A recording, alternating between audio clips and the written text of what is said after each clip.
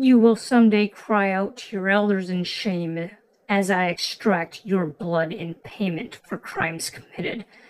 I will see you mourn as your pitiful corpse sinks into the cold earth of a soon forgotten grave.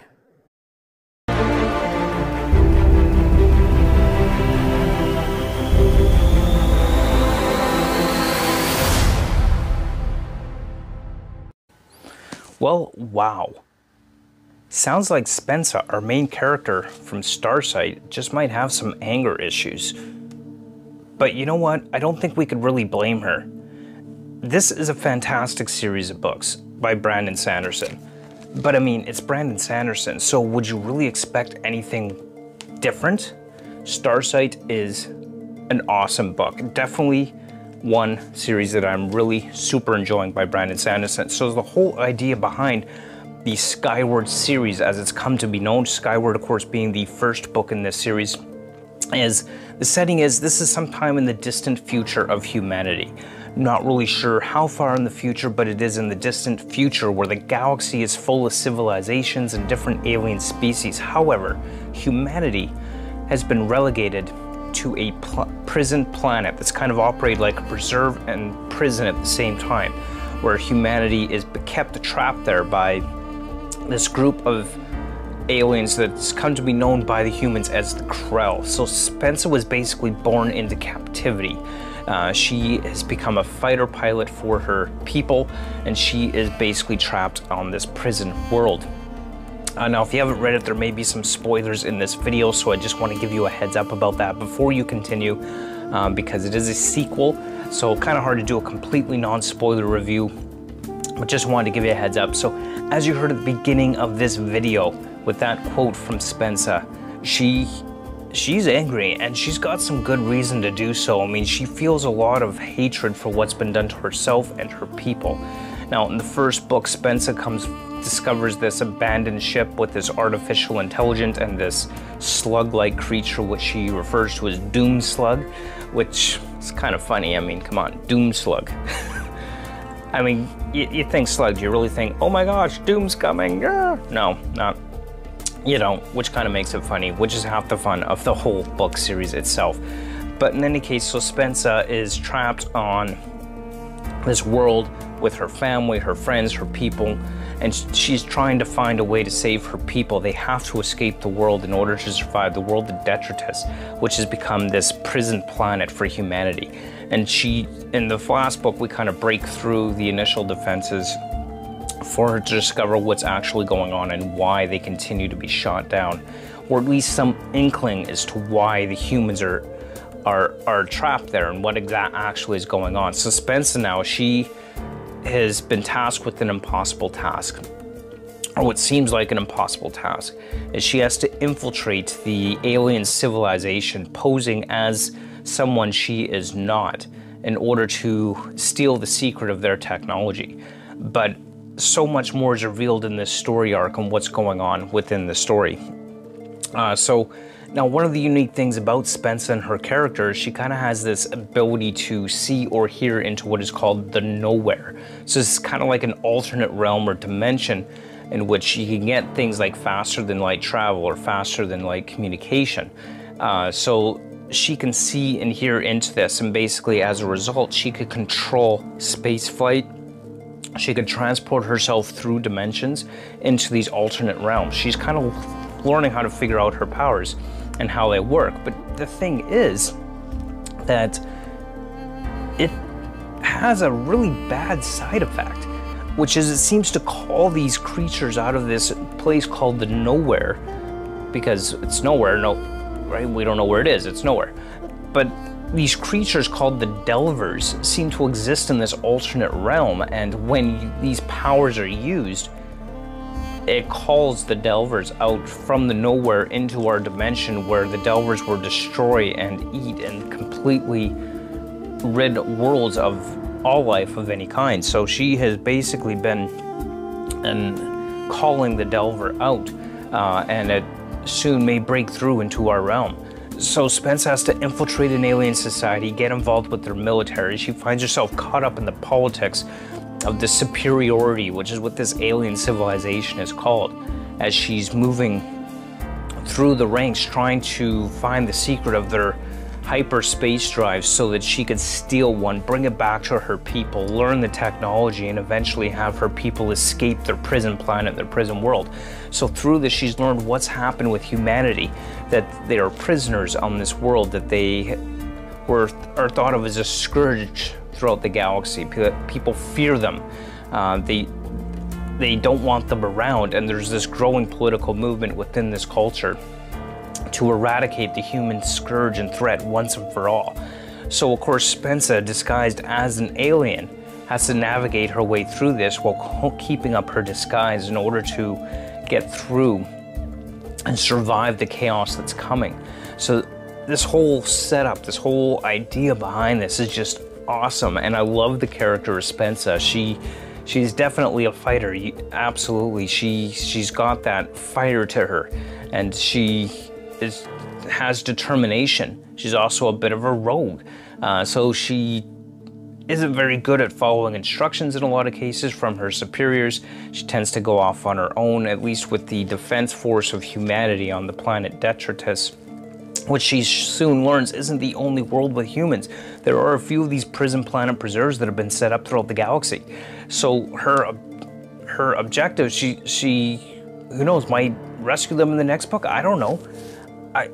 We're still waiting for book 3 of Skyward, but this, you know, is just really awesome. I love the way that this is written. I love the setup behind this book and how it works and everything else that's gone into this. Brandon Sanderson, as always, has an incredible talent for telling fun, entertaining stories and really kind of bringing it all into focus with the stories. It's a simple way of telling the story.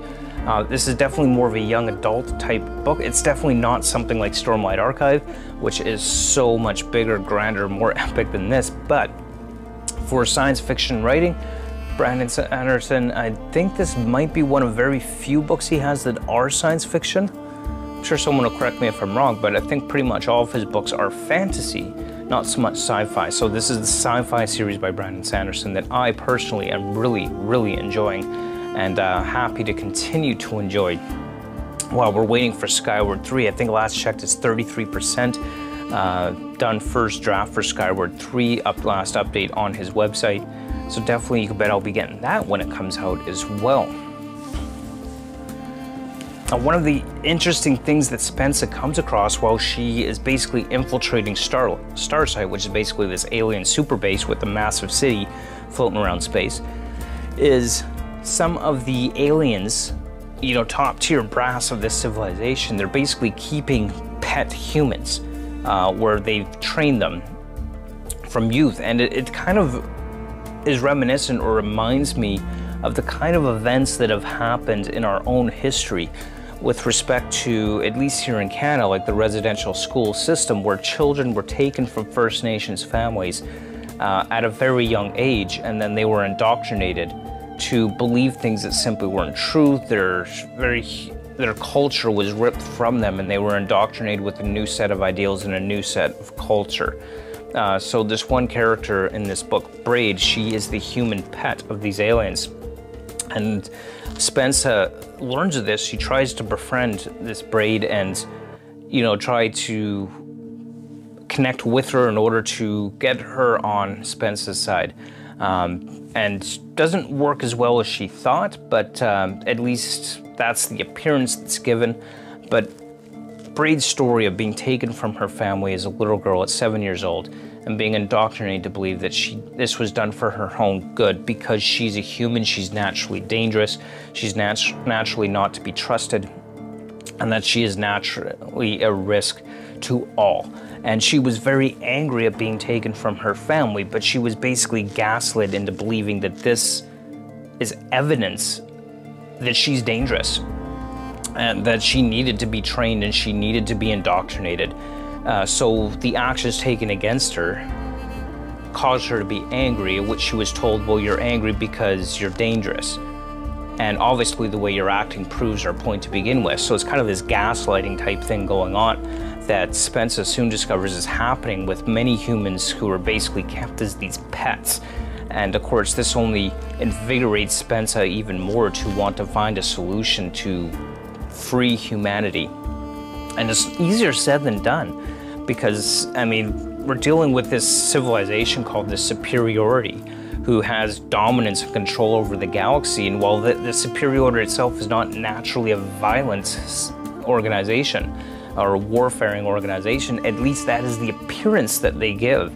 And they basically control the galaxy through communication and transport technology, because nobody is allowed to have the technology that enables this FTL, or faster than light drives, with which this civilization has full control and the government has full control over. So if you want communication, if you want trade, if you want economic prosperity, you have to abide by the rules of the Superiority, who control the commerce, who control the transportation. So they're able to impose their will, their government, their tyranny, essentially, by having control over these different areas of civilization. And so it's definitely become a very, very interesting story to plot in the far distant future, who knows how far, and then Spencer getting involved in the politics and trying to free humanity and convince the Superiority that humanity is not the violent, naturally dangerous species that they've been painted as. And of course, on top of all that, trying to protect against the Delvers, who are drawn to our realm by virtue of having this faster than light technology, in which we have to go through the Delvers realm in order to accomplish that. And the very ending, and I'm not going to give it away, but the ending definitely leaves on a massive cliffhanger, which is just, I've got to wait now? Ugh, Brandon. But hey, you know, that's what makes Brandon Sanderson such a good writer, is the ability to just kind of end things on a cliffhanger like that, and allows us to continue to do so and want to pick up the next book. So I am anxiously awaiting Skyward 3 when that one is finally released. I don't know the release date yet, but I tell you, the ending here, ending on a cliffhanger, was just awesome. And I can't wait to get back into this book. So much has changed with Spencer, with humanity, with the technology, with the Nowhere, with the Delvers, with even M-Bot, the artificial intelligent robot ship that Spencer kind of has become a friend in. Doomslug.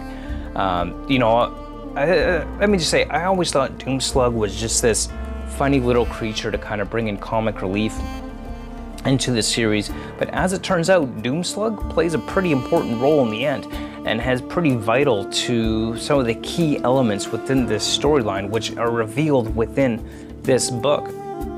So definitely it's well worth your read. Doomslug is cute, let's face it. It's kind of fun to have those cute characters in there, but Doomslug actually plays a pretty important role into the whole series as a whole. So I am really looking forward to Skyward 3. It's been a fantastic read. Starsight, definitely a 4 out of 5. I'm absolutely loving this series, but it's Brandon Sanderson. I tend to like virtually everything Sanderson writes for the most part.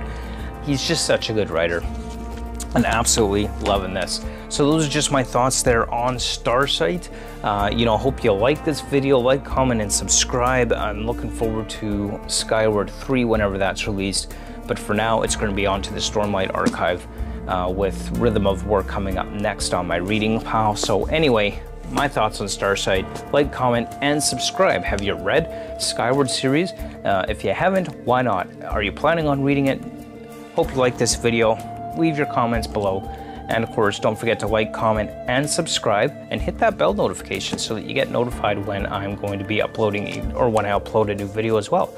Until then, we will see you next time on the next episode of Drew's Book Reviews. Until then, keep on reading. Bye!